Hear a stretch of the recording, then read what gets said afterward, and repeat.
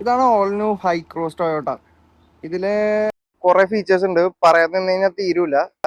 ഇതില് എന്റെ കൂട്ടുകാരന്റെ വണ്ടി തന്നെയാണ്. നിങ്ങളെ ഒരു ടാക്സി വണ്ടി അതും കണ്ടിട്ടില്ലെങ്കിൽ കണ്ടോളൂ. ഇതാണ് ഒരു ടാക്സി ഇന്നോവ ഹൈക്രോസ്. ഇത് ആക്ച്വലി 2026 തന്നെയാണ്. 2025 അല്ലെങ്കിൽ ആ ബാച്ചിൽ വന്ന വണ്ടിയില്ല. അത് പ്രോപ്പർ 2025 കഴിഞ്ഞതിന് ശേഷം പ്രോപ്പറായിട്ട് 2026 മാനുഫാക്ചർ ചെയ്ത് രജിസ്ട്രേഷൻ ചെയ്തേക്കണ വണ്ടി തന്നെയാണ്. PX വേരിയന്റ് ആണ്, ബേസ് മോഡലോ കാര്യങ്ങളൊന്നുമല്ല, മിഡിൽ വേരിയന്റ് ആണ്. സ്ട്രോങ് ഹൈബ്രിഡ് ആണ് ഇതിൽ വരുന്നത്. നമുക്ക് ഈ വണ്ടിയുടെ വിശേഷങ്ങൾക്ക് പോവാം. ഇത് ആക്ച്വലി സ്ട്രോങ് ഹൈബ്രിഡിൽ വരുന്ന ഒരു വാഹനം തന്നെയാണ്. ഇതിന് കുറെ ഫീച്ചേഴ്സ് ഉണ്ട്, അത് പറയാൻ തന്നെ കഴിഞ്ഞാൽ നമുക്ക് തീരില്ല. 360 ക്യാമറ, അലോയ് വീൽസ്, 2.0 ലിറ്റർ എഞ്ചിനാണ്, 4 സിലിണ്ടർ. ഇതില് പറയാനുള്ള മെയിൻ കാരണം തന്നെ എന്താന്ന് വെച്ച് കഴിഞ്ഞാൽ, ആകെ പറയാനുള്ള ഒരു മെയിൻ വിശേഷം എന്ന് വെച്ച് കഴിഞ്ഞാൽ ഇത് ഹൈബ്രിഡ് ആണ്. പോരാത്തതിന് ഇതിന് മൈലേജ് കിട്ടുന്നത് 24 കമ്പനി പറയുന്നത് 24, പക്ഷെ ഇത് 24 പ്രോപ്പറായിട്ട് കിട്ടുന്ന ഇഷ്ടം പോലെ ആൾക്കാരുണ്ട്. ഞാൻ ഈ വണ്ടി കൊണ്ട് ആലപ്പുഴയിൽ പോയിട്ടുണ്ട്. എനിക്ക് ഇതിന് 24.5 കിലോമീറ്റർ നമുക്ക് കിലോമീറ്ററിന് മൈലേജ് കിട്ടിയിട്ടുണ്ട്. അതുകൊണ്ട് എൻ്റെ പേഴ്സണൽ എക്സ്പീരിയൻസും കൂടി ഉള്ള വണ്ടിയാണിത്.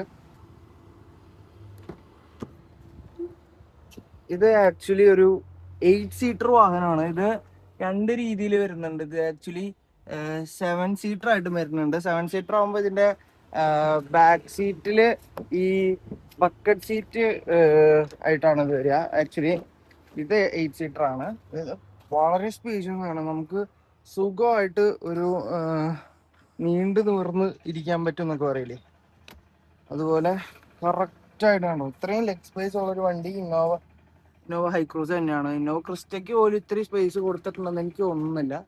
ബാക്കിലും അത്യാവശ്യം സ്പേസ് ഉണ്ട്. സാധാരണ ഒരു എർട്ടിക, ഇന്നോവ, സാധാ ഇന്നോവ, പിന്നെ ക്രിസ്റ്റ, ഇതിനൊന്നും ഇത്ര സ്പേസ് ഞാൻ കണ്ടിട്ടില്ല. ഈ വണ്ടിക്ക് വളരെയധികം സ്പേസ് ആണ്. അത് തന്നെയാണ് ഈ വണ്ടിയുടെ ഏറ്റവും വലിയ ഗുണം. ഇതാണ് ബാക്കിലും നമുക്ക് AC വെന്റ്സും കാര്യങ്ങളും അതിന്റെ ബാക്കിൽ തന്നെ ഇരുന്ന് നമുക്കത് കൺട്രോൾ ചെയ്യാവുന്നതാണ്. നമുക്ക് ബാക്കിൽ ആവശ്യമുള്ളവർക്ക് അവർക്ക് ഡ്രൈവറുടെ അനുവാദം ഇല്ലാതെ, ഡ്രൈവറുടെ കോൺസെൻട്രേഷൻ കളയാതെ തന്നെ നമുക്ക് ബാക്കിൽ ACയും കാര്യങ്ങളൊക്കെ കൺട്രോൾ ചെയ്യാവുന്നതാണ്. ആക്ച്വലി ഇതൊരു ഫുൾ ഓപ്ഷൻ. ശരിക്കും VX മേടിക്കുന്നതാണ് ഏറ്റവും ബെറ്റർ.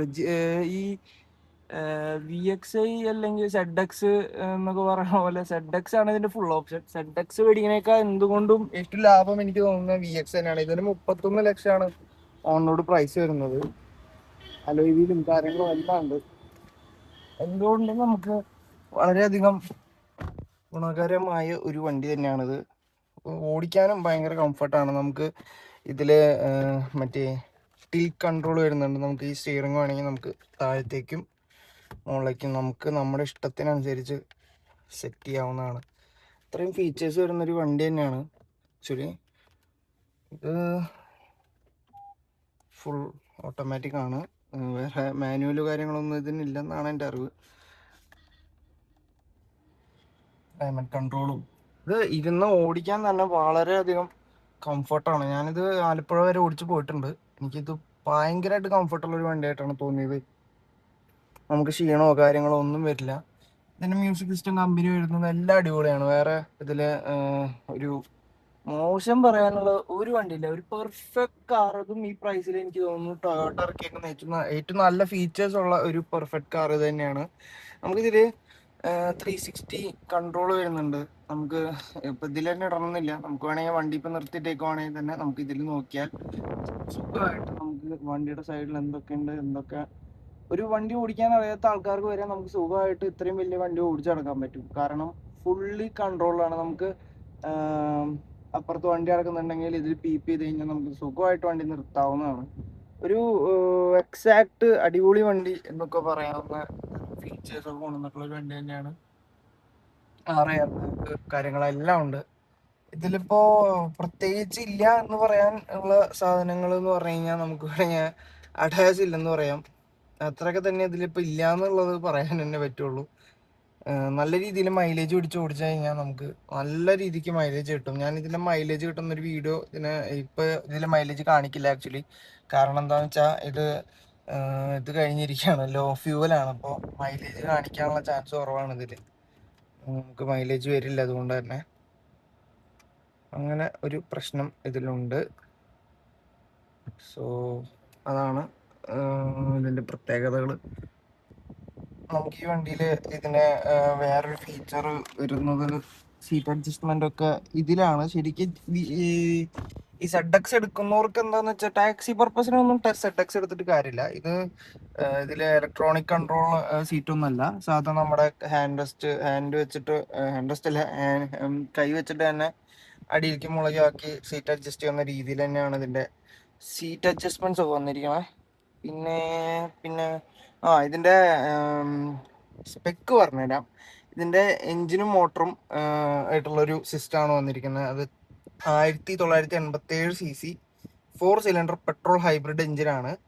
മാത്രമല്ല ഇതിൽ പവർ ഔട്ട്പുട്ട് വരുന്നത് 184 bhp ആൻഡ് 188 Nm ടോർക്കാണ്. പ്ലസ് എഞ്ചിൻ പ്ലസ് ഇലക്ട്രിക് മോട്ടറാണ്. ഇതിൽ ഗിയർ ബോക്സ് വരുന്നത് എല്ലാവർക്കും അറിയുന്ന പോലെ CVT ആണ്. ഫ്യൂവൽ എഫിഷ്യൻസി കമ്പനി പറയുന്നത് 23ആണ്. നമുക്കിത് 25, 23 മുകളിലും കിട്ടുന്നവരുണ്ട്. എനിക്ക് 24 പേഴ്സണലി കിട്ടിയിട്ടുണ്ട്. സീറ്റിംഗ് കപ്പാസിറ്റി ഞാൻ നേരത്തെ പറഞ്ഞ പോലെ 7 സീറ്റും വരുന്നുണ്ട്, 8 സീറ്റും വരുന്നുണ്ട്. അത് നമ്മുടെ ഇഷ്ടം പോലെ നമുക്ക് സെറ്റ് ചെയ്യാവുന്നതാണ്, അല്ലെങ്കിൽ നമുക്ക് പറയാവുന്നതാണ് അഭിപ്രായം. ആകെ ഒരു പോരായ്മ ഈ VX വരുമ്പോൾ എന്താന്ന് വെച്ചാൽ LED ഹെഡ് ലാംപ്സ് ആണ് വരുന്നത്. ഇത് പ്രൊജക്ടർ അല്ല. അപ്പൊ അതിൻ്റെതായിട്ടുള്ള വെളിച്ചക്കുറവ് എന്തായാലും രാത്രി ഉണ്ടാവും. നമ്മള് ഈ അത്യാവശ്യം ഹിൽസ് പോലത്തെ മൂന്നാർ, ഊട്ടി, കൊടൈക്കനാലൊക്കെ പോകുമ്പോൾ നമുക്ക് ഇതിന്റെ വെളിച്ചം അത്യാവശ്യം കുറഞ്ഞ് വരുന്ന പോലെ തോന്നും. അത് ഇതിനെല്ലാവരും പറയുന്ന ഒരു കംപ്ലൈന്റ് തന്നെയാണ്. ഇത് കുറെ പേരുടെ കംപ്ലൈന്റ്സിൽ വരുന്ന ഒരു മെയിൻ ഘടകമാണ് ഇതിന്റെ ഹെഡ് ലാംപ്സ് പ്രൊജക്ടർ അല്ലാത്തതുകൊണ്ടുള്ള ഒരു പ്രശ്നം. ഇത് എടുത്തതിന് ശേഷം കുറെ പേര് ഇത് ചേഞ്ച് ചെയ്യുന്നവരും ഉണ്ട്. അപ്പോൾ ആ ഒരു കുറവാണ് എനിക്ക് ആകെ ഈ വണ്ടിക്ക് പറയാനുള്ളൂ. ഈ VX തന്നെ നമുക്ക് അലോയിലും കാര്യങ്ങളും എല്ലാം വരുന്ന ഒരു വണ്ടി തന്നെയാണിത്. അതുകൊണ്ട് തന്നെ എനിക്ക് എൻ്റെ ഒരു ഒപ്പീനിയനിൽ 31 ലക്ഷം രൂപയ്ക്ക് ഇത് വളരെയധികം വാല്യൂ ഫോർ മണിയാണ്. മാത്രമല്ല ഇത് ടാക്സി ആക്കാൻ ഉദ്ദേശിക്കുന്നവർക്ക് വളരെയധികം ലാഭം കിട്ടും. കാരണം ഇന്നോവനെ കുറിച്ച് കമ്പയർ ചെയ്യുമ്പോൾ ഈ വണ്ടിക്ക് മൈലേജ് ഡബിളാണ്. പെട്രോളിന്റെ വില ഇത്തിരി കൂടിയാൽ പോലും ഇത് എങ്ങനെ പോയി നമ്മൾ ഇന്നോവനെ വെച്ച് കമ്പയർ ചെയ്താലും ഡീസലിന്റെ സർവീസ് ചാർജും സർവീസ് കോസ്റ്റും എല്ലാം അടക്കം നമ്മൾ ഇത് എന്ത് കമ്പയർ ചെയ്താലും നമുക്കിത് എപ്പോഴും വാല്യൂ ഫോർ മണി ആയിരിക്കും. കാരണം പെട്രോളിന്റെ വില കൂടിയാൽ പോലും ഇതിന് മൈലേജ് 23, 20 മിനിമം കിട്ടും. അപ്പോൾ എത്ര ഉള്ളൂ all new 2026 VX option Hycross എന്തുകൊണ്ട് നിങ്ങൾ എടുക്കണ്ടെന്ന് നിങ്ങൾക്ക് ഈ വീഡിയോയിലൂടെ മനസ്സിലായിട്ടുണ്ടാവും. അപ്പോൾ എത്ര ഉള്ളൂ. അപ്പോൾ പുതിയൊരു വീഡിയോ ആയിട്ട് അടുത്ത വീഡിയോയിൽ കാണാം. Okay, by.